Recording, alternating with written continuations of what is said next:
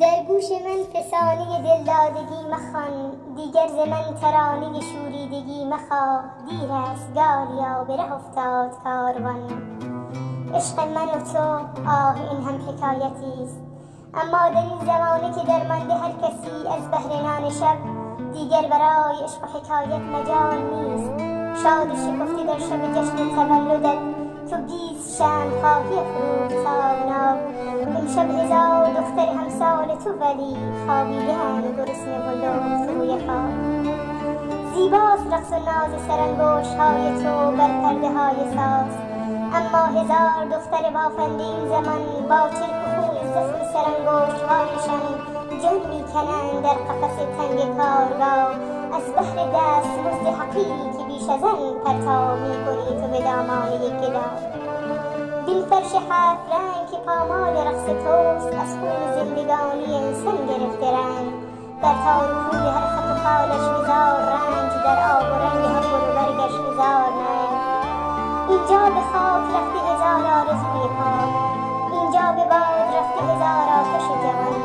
دست هزار کودک شیرین بیگناه، چشم هزار دختر بیمار ناتوان. دیر است گالیا، هنگام بوسه و غزل عاشقانه نیست. هر چیز رنگ آتش و خون دارد این زمان. هنگامی رهایی لبها و دستها سرسیان زندگی است. در روی من مخند، در روی من مخند، شیرینی نگاه تو بر من حرام باد.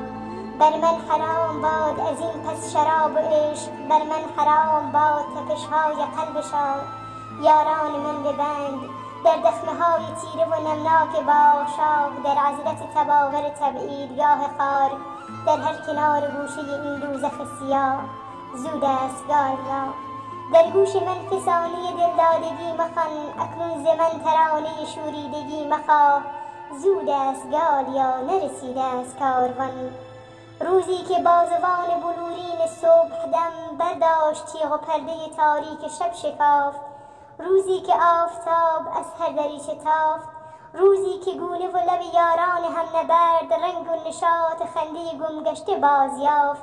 من نیز باز خواهم گردید آن زمان سوی ترانه ها و غزل ها و بوسه ها، سوی بهارهای دلانگیز گلفشان، سوی تو عشق من.